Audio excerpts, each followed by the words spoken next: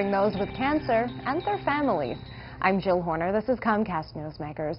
With me is Scott Bluebond. He is the Marketing and Communications Director for the Cancer Support Community of Philadelphia. Thanks for being with us. Good to see you. Thanks so much for having me back. When we talk about what you do as an organization, it almost seems you cover everything beyond the traditional medical treatments associated with cancer. That's correct. We do complementary care. So after you go to the doctor and find out what your diagnosis is and what your treatment might be, you come to us to find out a lot of other things that maybe your doctor doesn't have the time or the inclination to go into, and that would be support groups for people with cancer and separate support groups for their loved ones. We have light exercise programs, Tai Chi yoga. We have social programs for them as well to have some fun and to forget maybe for a few minutes what's going on. Mind-body programs to maybe deal with some of the pain that's involved.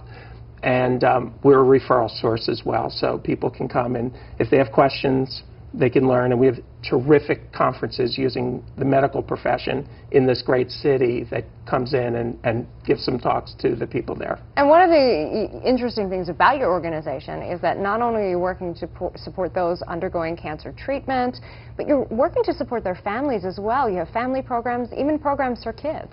That's true because cancer affects the whole family and not just the person who's been diagnosed. And oftentimes there's a lot of strain on the spouse or the children, and we try to provide as many services for them as well so that they have a place to come to when they have questions. And it's all new to them, and they may not know the doctor's really concentrating on the patient and not so much on the family member.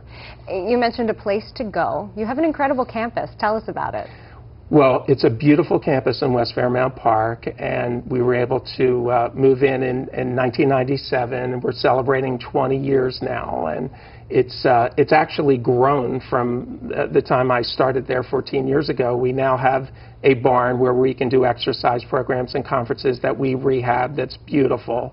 And our Research and Training Institute has now moved on to our campus as well. So there's great research that's being done by our national office, and we work in tandem with them so that we can kind of be the model for them as they're doing the research if they're looking for people to talk to, and it's just worked out perfectly. You're celebrating the 20th anniversary of that campus, but you're also celebrating the 20th anniversary of an Evening in the Yard gala, and this is a fundraiser for you, but it's also a way to learn more about the organization. That's right. It's our Evening in the Yard gala at Urban Outfitters at the Navy Yard. It's in a beautiful setting. It's on May 11th, and we're honoring our Chair Emeritus, Keith Morgan, and his family, who've been supporting us really from the beginning.